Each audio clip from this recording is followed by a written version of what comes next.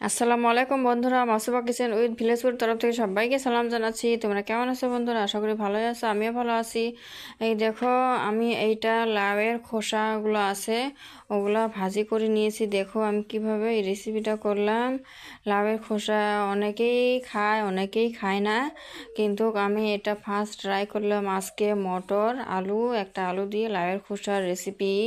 দেখো খুব সুন্দর কিন্তু হয়েছে খাইতে বন্ধুরা, গরম ভাতের সাথে বা রুটি দিয়ে খাইলেও অসাধারণ হয়েছে। আর বন্ধুরা, যারা আমার চ্যানেলে নতুন আছো প্লিজ সাবস্ক্রাইব করে আমার পাশে থেকো। আর বন্ধুরা, ভিডিওটা দেখে লাইক কমেন্ট প্লিজ সবাই করো। আর ভিডিওটা কেউ টেনে টেনে দেখো না, সবাই ফুল ভিডিও দেখো। এই দেখো লাউয়ের খোসাগুলো আমি ভালোভাবে ছেড়ে নিয়েছি, ধুয়ে টুয়ে পরিষ্কার করে নিয়েছি। এখন আমি কেটে নিব।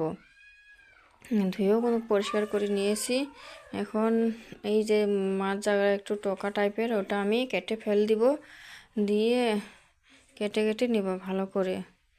তোমরা সবাই আমার সঙ্গে থাকো বন্ধুরা, ভিডিওটা কেউ স্কিপ করো না, সবাই ফুল ভিডিও দেখো।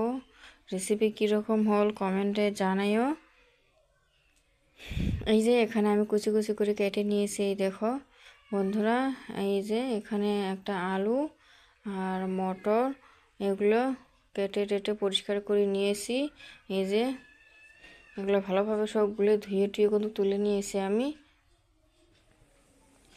সবগুলো একসঙ্গে করে ভালো করে ধুয়ে টুয়ে পরিষ্কার করে নিয়ে, এই যে এখানে একটা ক্যাপসিকাম কেটে নিয়েছি, মরিচ পেঁয়াজ কেটে নিয়েছি আমি। এখন এই যে ফ্রাই প্যানে একটা আমি তেল দিয়েছি, আগে সরিষার তেল, তারপর মরিচ পেঁয়াজ ক্যাপসিকামগুলো সবগুলো একসঙ্গে দিয়ে দিলাম। এখন এগুলো একটু আমি ভালো করে ভেজে নিব বন্ধুরা, দেখতে থাকো তোমরা। ক্যাপসিকামগুলো সবগুলো একসঙ্গে দিয়েছি, ভেজে নিলাম।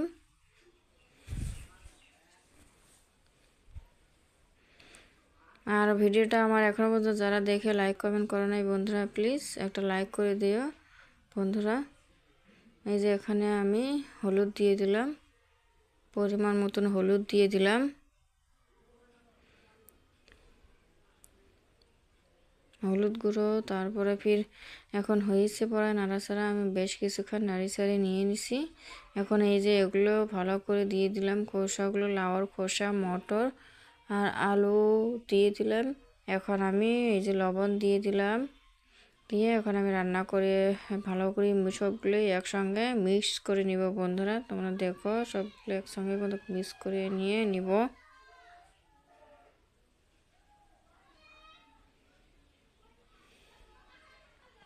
এই যে ভালোভাবে নাড়িয়ে চাড়িয়ে নিয়ে নিছি বন্ধুরা, আমি দেখতে পারছো ভালো করে নাড়িয়ে চাড়িয়ে নিয়ে নিয়েছি। এখন ঢাকনাটা দিয়ে আমি ভালো করে ঢেকে নিব।